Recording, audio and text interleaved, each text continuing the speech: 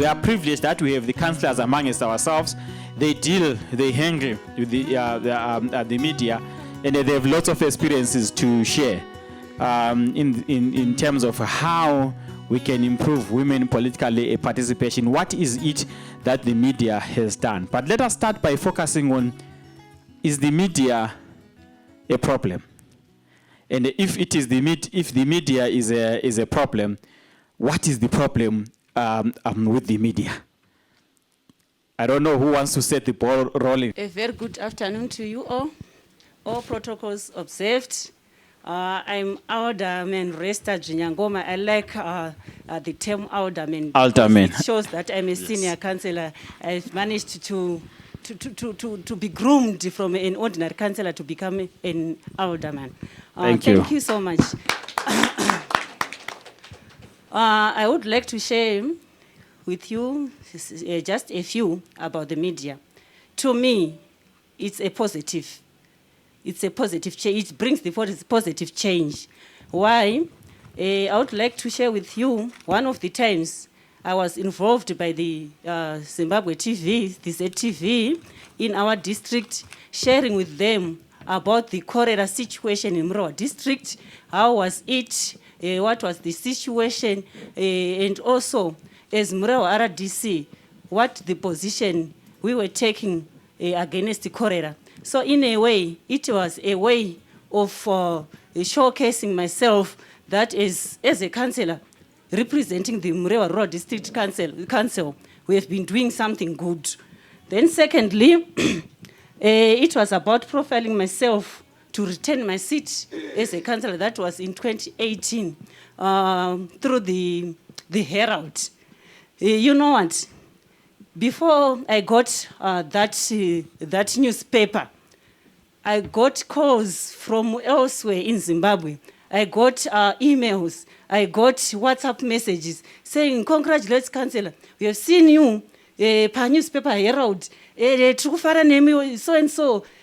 So because of that, it brings the motivation to the females or the entire community to vote for me in 2018 as a councillor, because they just think being on the newspaper, being on the TV, being on the radio, we are someone else who is educated in a way, but in a way that's not it.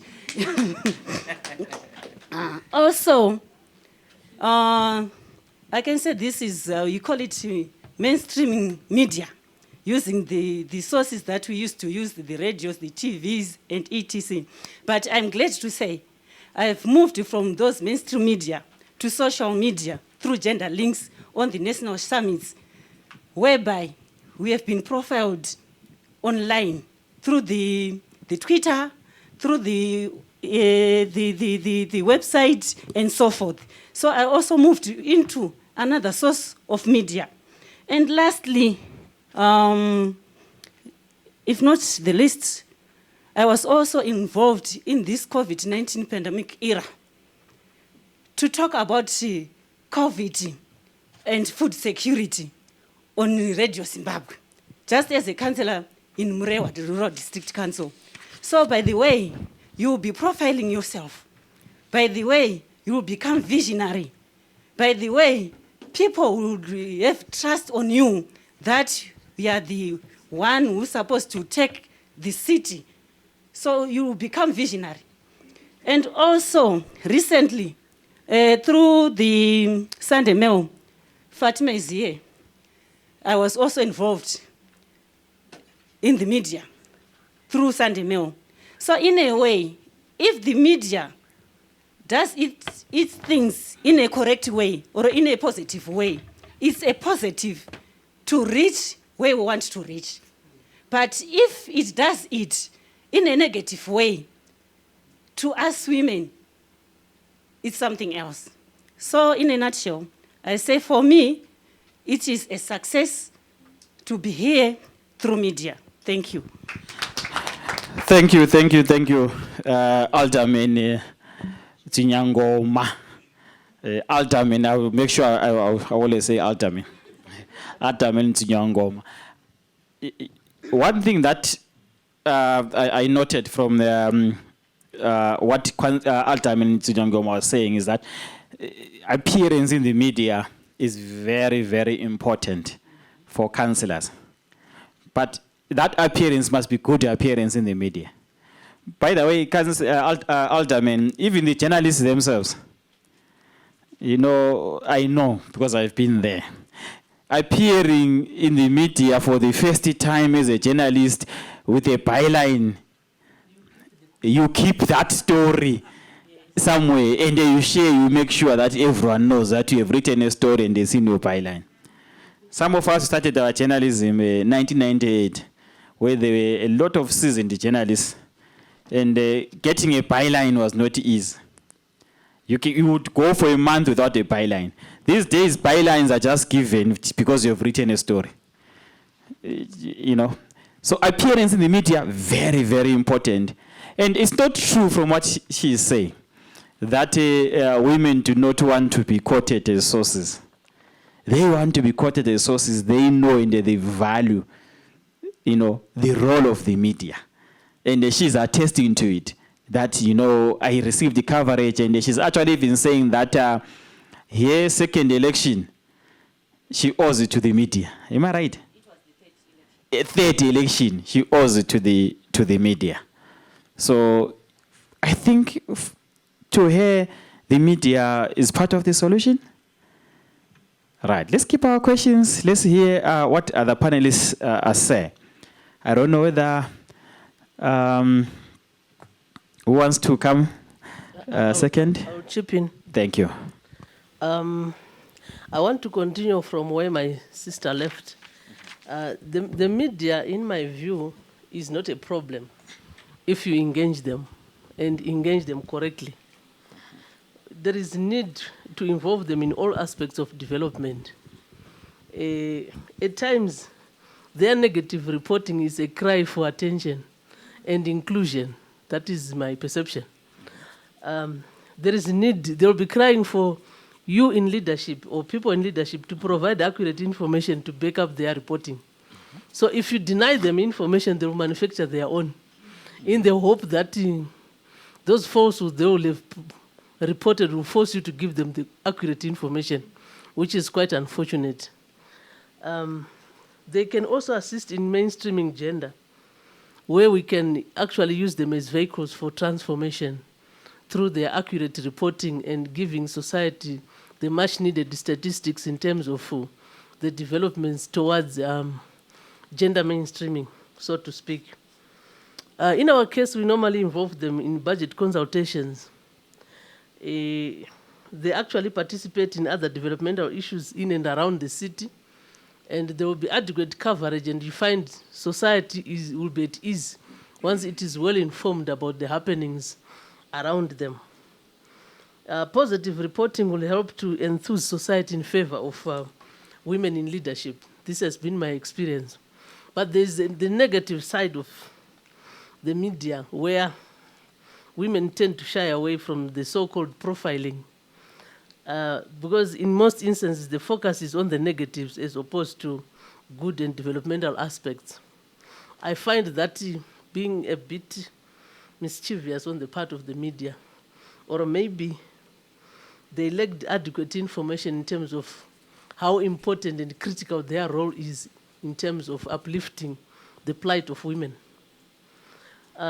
Notwithstanding women's efforts in upgrading themselves, there are always concerted efforts to demean such efforts, usually by the media. In some instances, journalists take the lead in pulling down women.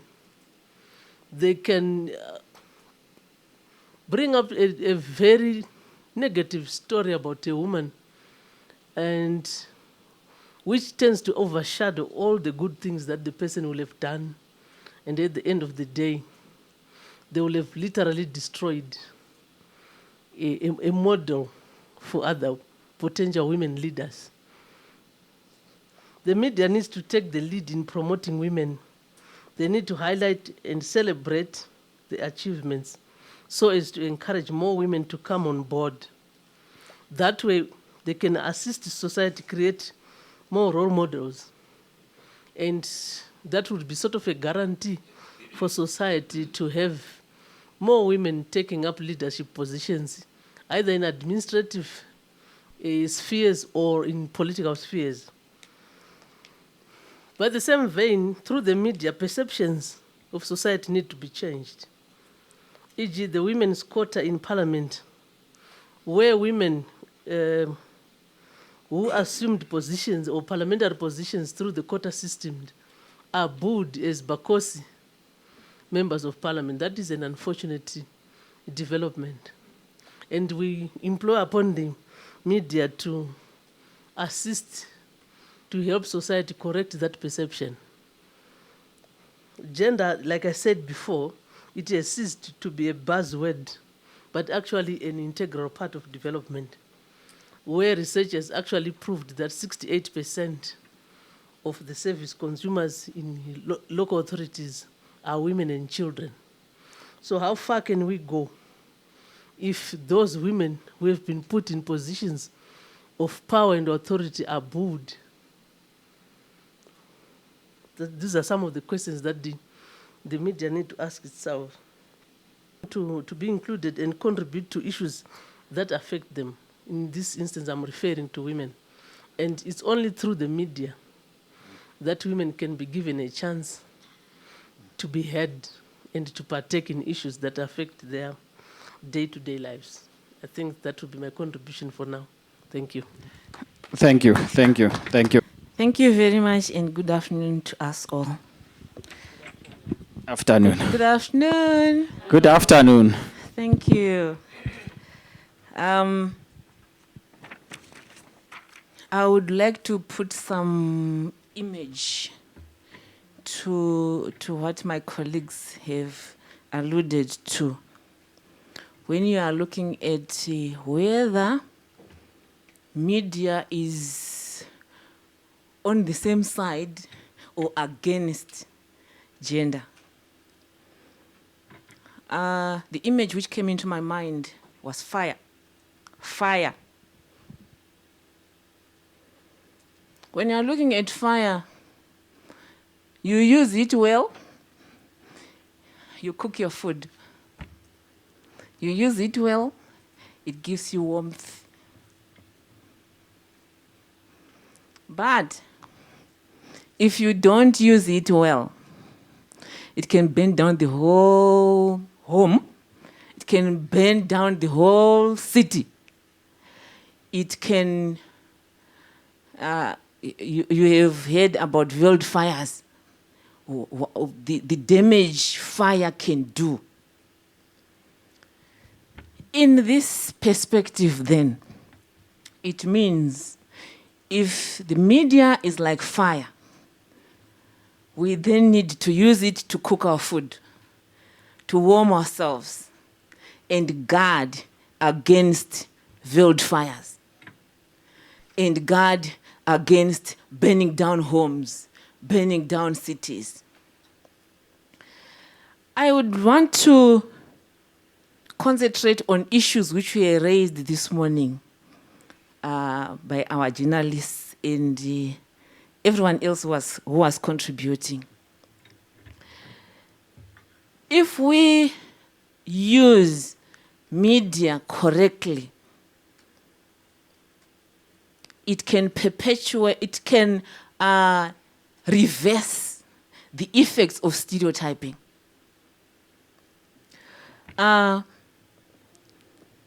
I would want to go through some of the areas, especially because the journalists are going to come up with stories. I may want to look at individual areas briefly where we may require the media to look at so that we reverse what the perspectives of our communities. There are areas where the man is the yardstick. The man is the standard. You drive like a man. You drive this local authority like a man. We have heard that, you know. I am the CEO of Bindura Road District Council. Some think it's a compliment to say, Doc, you're driving this local authority like a man.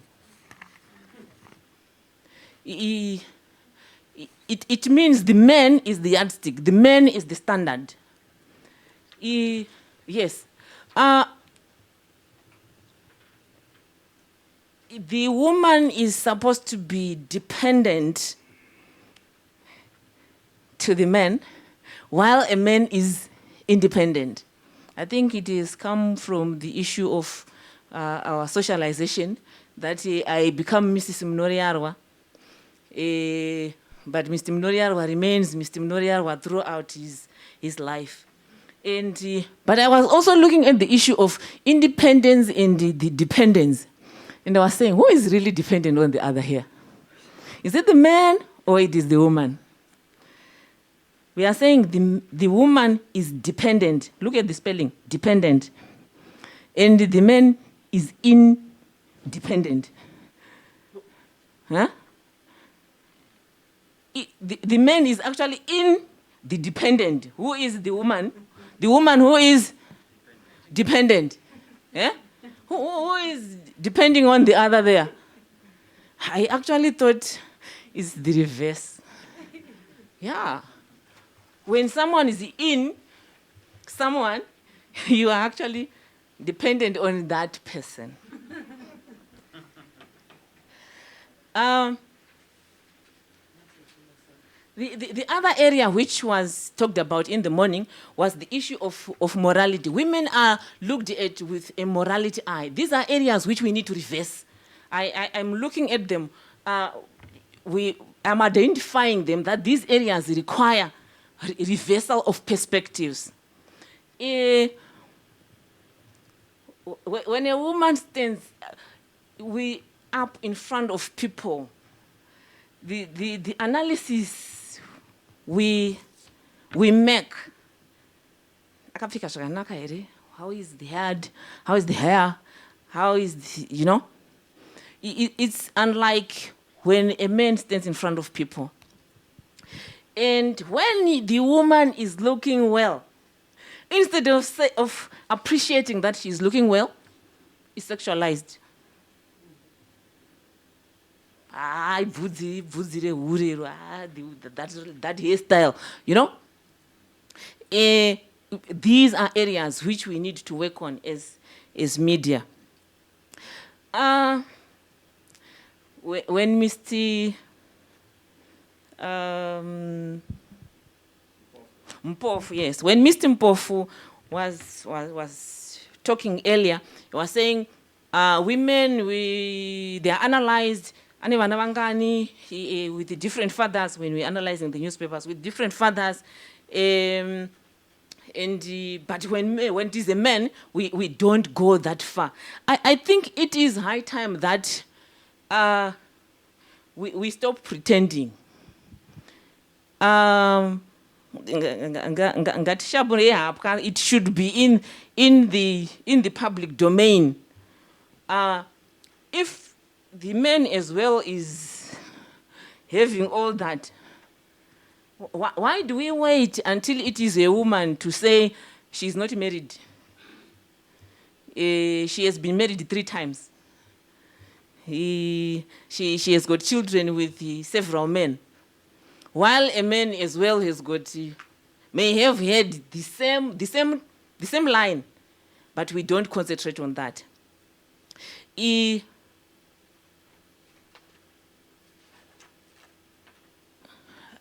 Let's try to report in reversal. When the councillors compete per ground, it's men against women. Maybe if we are to push for the men, if we are to push for the women, these are also strategies which we can use. Kana tiri kuti susu ane morality yake iri questionable. Yeah, we can also profile that.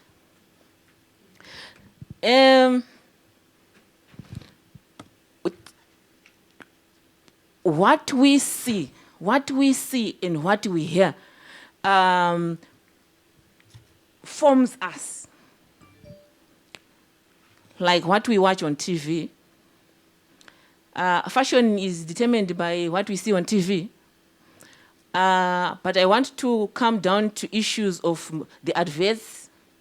Like when you're saying, Mr. Strong, it's not Mr. Strong woman. Mr. Strong will be a man. City fathers, we have heard this. Yes, in our area we say city fathers. What are we really saying? Yet there are female councillors as well who are managing that city, but we say city fathers. I think it is the responsibility of the media to come up with a proper term than to perpetuate. So we need to reverse these terms which we are now so used to, such that we don't even think about it. We don't think about it twice. City fathers is okay because, yes, So I would, to cut my issues, so there are a host of other issues. But Mr.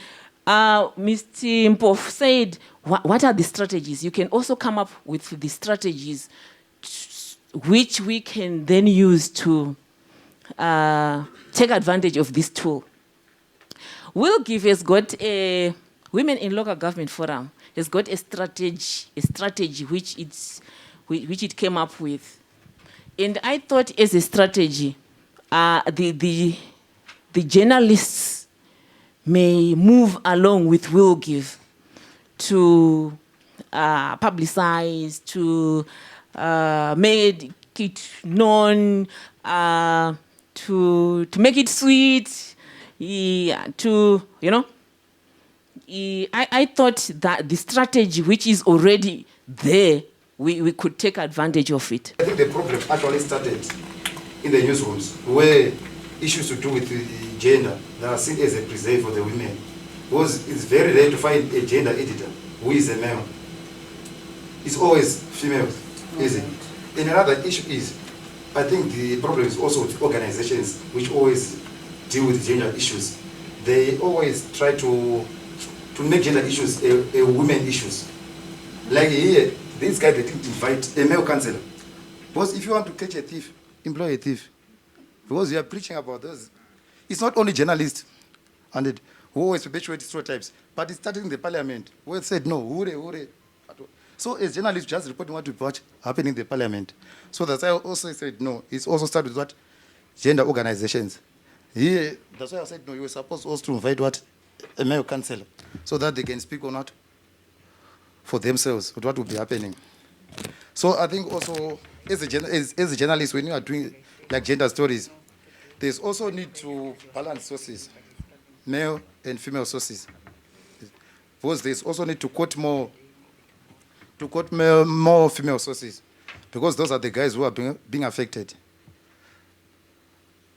But it's still, as I said, there's still the problem also started in the newsrooms.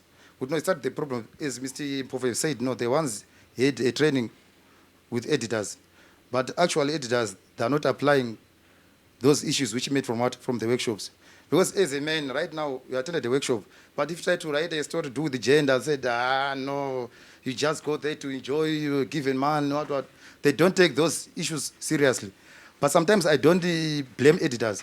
It depends with us reporters, with how do you package your story. Because there's no editor who can decline a good story.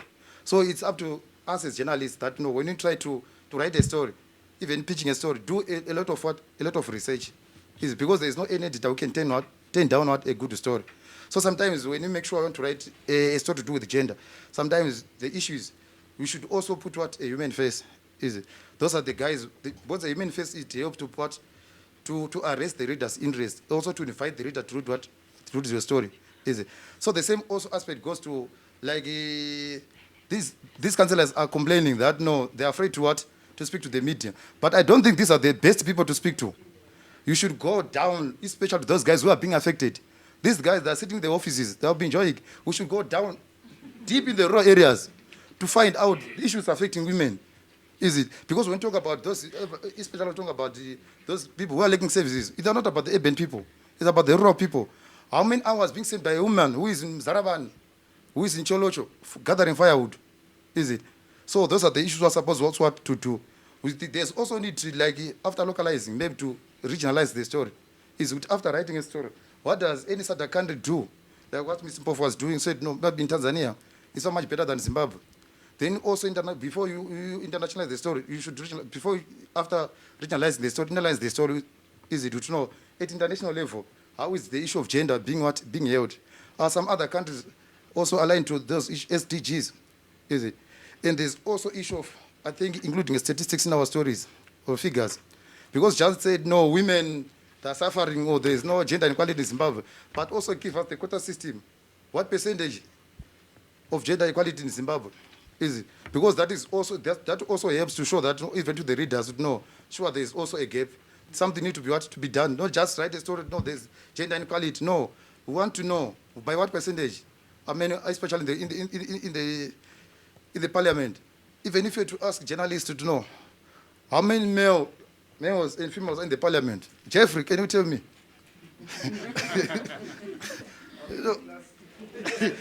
Sometimes we like research. So those are some of the issues, which are emerging. So these guys are complaining. No, they'll be lack of research because we need to know how many women are in the parliament, how many females are in the parliament, so that there's what gender equality. And also another issue, we also need to include like legal frameworks, international frameworks, so to know which also talks about gender. Then after introducing them, you need to analyze: is it being followed? Is anything being done? Is it? Especially to go. We're talking about the 2015 gender. Those are protocols. We need to show our country, are they adhering to those protocols, or just and also another issue is about maybe sources. The storage to be balanced. When you make sure we should also make sure that whenever writing about these gender stories, more voices should also should involve women, because those are the people who can speak on themselves. But one thing I also want to mention is we should not go to the usual sources. We can also find new sources after attending this workshop.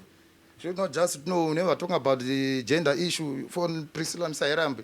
Because she would just said, no, Maga, go to a story. I want to give a comment to Newsday. So can you take that comment? There's no problem.